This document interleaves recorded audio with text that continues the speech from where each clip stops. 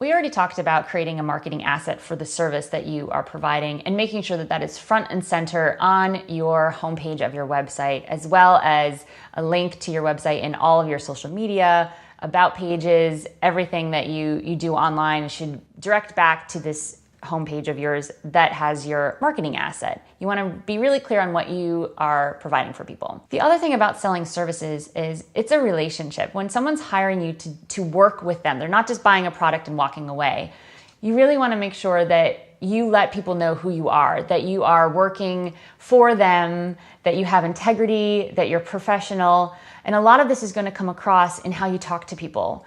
So you want to start thinking outside of the box a little bit. Get yourself to networking events, to music conferences, to places where your ideal customer is going to be hanging out. So if you're really interested in film composing, make sure you're getting to the film festivals and you're meeting directors and you're taking them for coffee and for drinks and doing the whole networking thing. It's something that musicians hate to do, is get outside of our musical box, but you got to do it because people are going to hire the person as much as they're going to hire your skill. One of the outside of the box thinking, networking things that I did was I went onto Craigslist and looked up people that were having auditions for their next indie film. This is when I was first getting started. I didn't have a film reel yet. I went to the auditions with the clear intention that if I got a part, I would do it, because that would just be crappy if you didn't.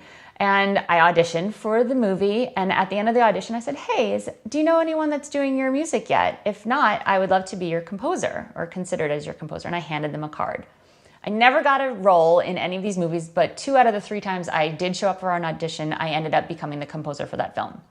So that's just a way to get in early, to think outside of the box, to really show people that you are willing to do the work and give them a little insight into what they can expect from you. Another great reason to go to networking events like expos and music conferences is you have a potential to meet some tour sponsors or to meet people that might want to get involved with the work that you're doing. Again, this is relationship based. People do not want to sign on with people who are jerks.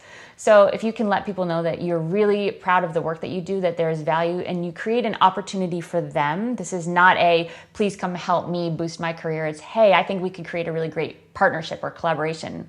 This is the stuff that happens in person. You want to make sure that you're at those events, you're talking to different people, you're seeing opportunities everywhere and creating them for other people. If you're a producer or an engineer and you really want to be working with new bands, up and coming bands, go to the hot local venue in your area and start talking to bands after shows, and make sure that you show them that you're interested in their music and that you can see a possible partnership in the future.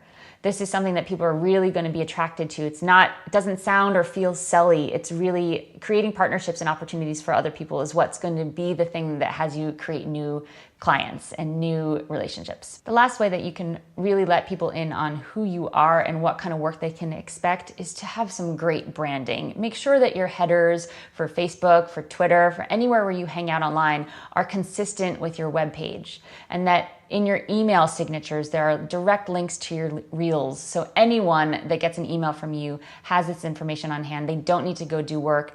They understand that you are a professional, that you are consistent, and that they can count on you to do high quality work. That's what your branding says to them. So make sure that that's all really consistent. When someone finds you online, they're not going to go to some weird website that looks really different from all the other websites. You're making it easy for people to understand who you are right off the bat so that they can get to the good stuff, which is watching your reels and hearing how great of a composer you are.